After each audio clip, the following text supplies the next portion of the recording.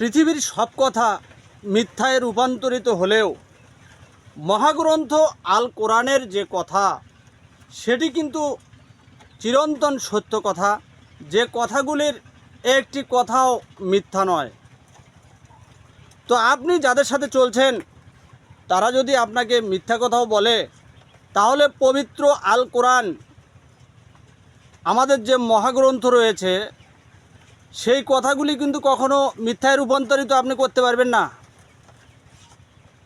এজন্য বলছি, মানুষ আপনার সঙ্গে যাহা কিছুই করুক না কেন, মহাগ্রন্থ আল কোরআন যেটি বলছে সেটি হচ্ছে যে ফামাইয়মাল মিসকলা জাররতি খয়রইয়ের ওয়ামাইয়মাল মিসকলা জাররতি শারইয়ের।